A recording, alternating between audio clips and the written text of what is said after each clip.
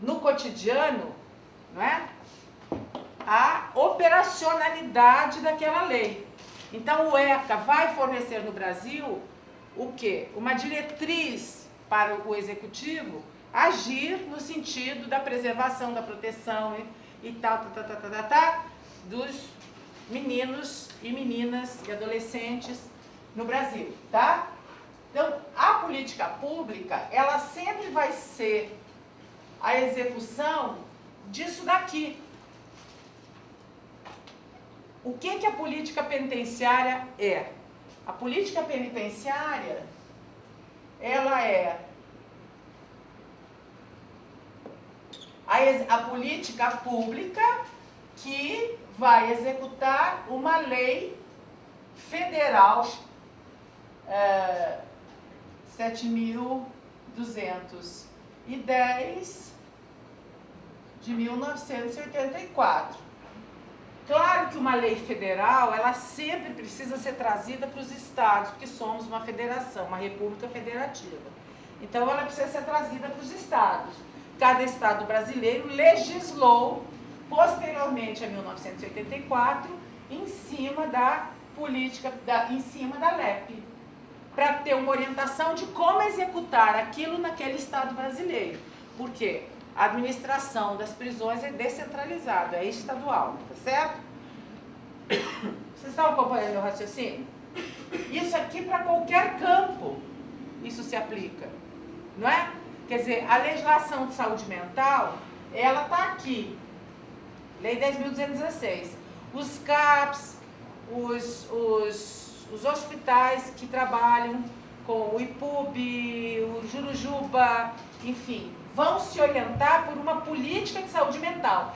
Então, quando a gente diz assim que a lei no Brasil não se efetiva e que, portanto, a gente banaliza a lei, esse é um grande equívoco. Não é a lei que tá mal das pernas muitas vezes. Às vezes a lei está mal das pernas porque ela está ultrapassada na moral do tempo histórico, tá certo? Estamos com uma outra moral vigente, como é o caso do Conselho da Comunidade, que a gente vai chegar lá. Mas, às vezes, por que a gente faz essa crítica à não efetividade da lei? Não esqueçam que numa sociedade capitalista, na correlação de forças entre os diversos atores sociais, atores políticos, as leis costumam ser efetivadas. Mas por quê? Porque é isso daqui que mexe diretamente com a vida do cidadão brasileiro, é que deixa as lacunas do que a lei diz. Tá? Então, a batalha nossa, claro que é reformular a lei. Por exemplo, a lei de execução está mais do que precisada de reformulação. Tá? Ela tem 26 anos. Mas tem coisas na lei de execução penal que poderiam, mesmo sem a reformulação, fazer parte da política penitenciária atual. E não faz. Ser respeitadas e não são respeitadas. Tá? Então, ficou clara essa correlação, moral, lei, política. Política pública, né? Bom, se a gente voltar para a lei de execução penal, antes dela, em 1984, não havia algo que regulamentasse, do ponto de vista de todos os estados brasileiros que administravam as prisões, não havia nenhuma lei que desse uma normativa geral. Então, um preso do Amazonas podia cumprir pena de um jeito, do Rio Grande do Sul de outro, Santa Catarina de outro, do Rio de Janeiro de outro. Ela vem dar uma diretriz geral. Nesse sentido, é uma lei muito importante. Porque antes disso, um ou outro estado brasileiro, tipo Rio de Janeiro, Pernambuco, tinham um regulamento local do estado, mas não tinham a lei maior. É como se a gente tivesse uma Constituição estadual e não tivesse a Constituição brasileira, percebem? A mesma coisa. Bom, nesse sentido, ela foi um grande avanço na época, né? Quer dizer, ela conseguiu trazer uma diretriz, né? Um parâmetro para o Brasil como um todo, né? Bom, o que acontece do ponto de vista do momento histórico que ela é editada? Ela é nitidamente uma lei de gabinete. Porque a gente, na verdade, nunca teve movimentos sólidos no Brasil, movimentos sociais sólidos no Brasil, né, em prol de pessoas, de questionamento das condições de aprisionamento. Vocês já viram algum? Viram? Ou vocês viram apenas os presos queimando colchões, fazendo rebeliões e tal? Pela melhores condições médicas, de atendimento médico, de assistência jurídica, de tudo isso e tal. Quer dizer, a sociedade como tal, e aí entendendo que as famílias desses presos vivem entre nós nunca vimos um movimento maciço no Brasil no sentido de questionamento, por exemplo, da violação da lei de execução penal. E são várias as violações que os governos praticam na política penitenciária em relação à Lei 7.210.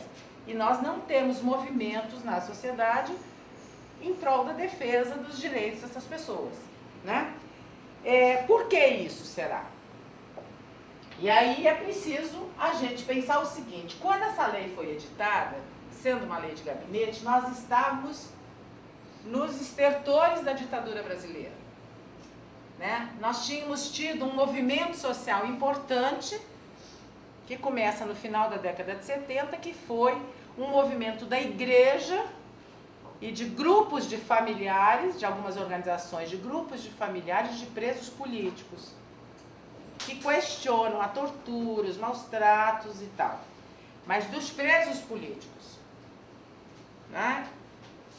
E esse movimento, quando ele se estende no início da década de 80, com os primeiros governos eleitos do Rio de Janeiro e São Paulo, principalmente, Franco Montoro em São Paulo e Brizola no Rio, essas questões todas que aí, na época, se batiza, né, os direitos humanos dos presos comuns, porque a mesma violação que os presos políticos sofreram, os presos comuns sofriam há décadas no Brasil.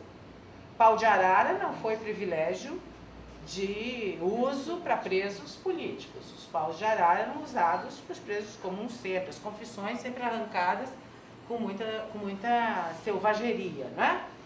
Bom, então, esse momento é um momento importante pela edição da lei, mas é um momento, como eu disse, limitado do ponto de vista de instrumentos de análise. Para entender, por exemplo, o que seria um conselho da comunidade. Tá?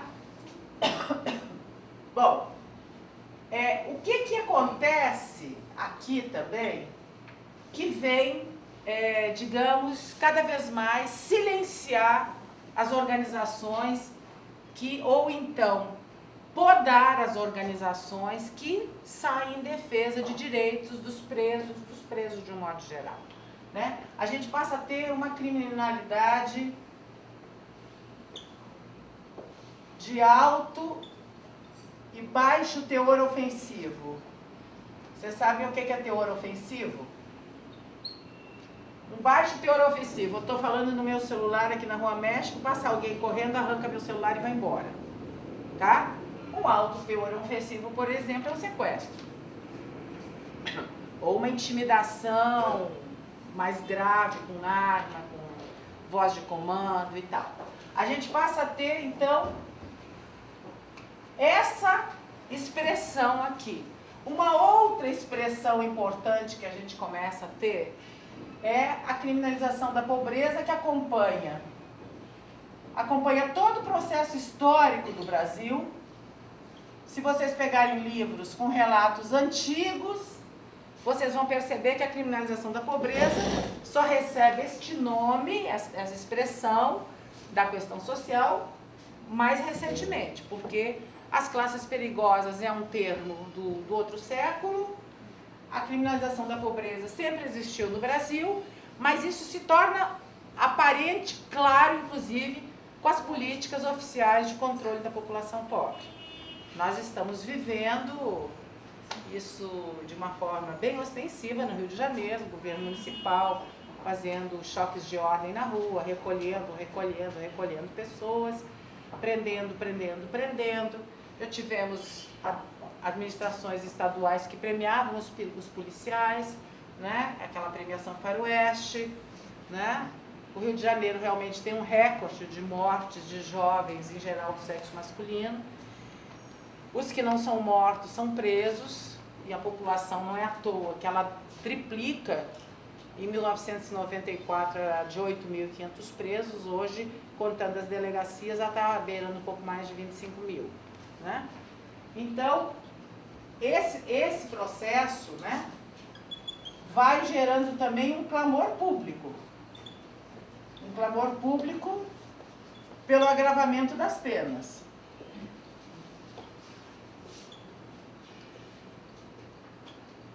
E aí vocês veem campanhas por mais penalização. Desde o sequestro do Medina, desde a morte da filha da Glória Pérez, desde João Hélio, enfim, todos os crimes de maior repercussão pública, e lógico, são crimes que não são crimes de dentro do segmento mais pobre da população, são crimes de um segmento que tem uma força do ponto de vista político maior, a gente vai ter um clamor público de agravamento das penas, de querer que os meninos respondam com menos de 18 anos, tenham responsabilidade penal imputada, com 16, com 15, quem sabe com 10 anos, daqui a uns dias, né? Porque a gente imagina que a sociedade vai se ver livre do crime se agravar as penas. Tá? Quer dizer, se tem aquela velha concepção da intimidação, de que quanto mais você prende, quanto mais as condições são adversas, quanto mais a lei é rigorosa, menos pessoas se arriscarão a cometer um delito.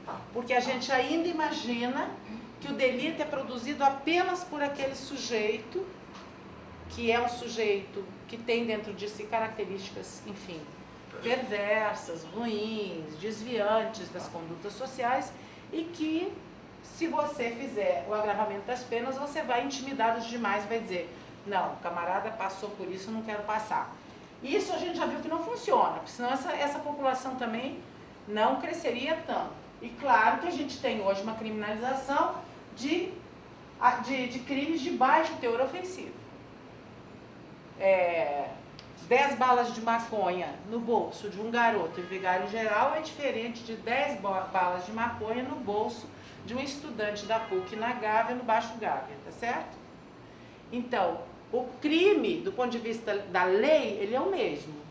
Agora, a tipificação dele e o desenrolar dele são distintos porque são classes sociais distintas que estão sendo penalizadas. Então, isso é muito importante da gente ter claro, que a criminalização não é que estes aqui não possam estar ferindo a lei, mas aonde é que estão todas as luzes para bater todos os camburões e caveirões e tal? É no Baixo Gávea ou é na periferia? Né? Nunca ninguém viu um caveirão no Baixo Gávea, sexta-feira à noite. Eu vi muita gente que deve ter sua droga no bolso. Tá? Então, essa é uma outra questão. E aí a gente vai ter uma massificação cada vez maior da população prisional.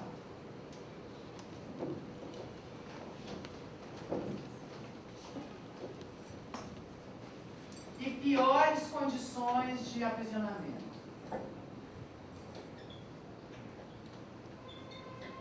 Aí é muito interessante porque se construiu muitas unidades prisionais de 94 para cá, hoje são 46, 47, né?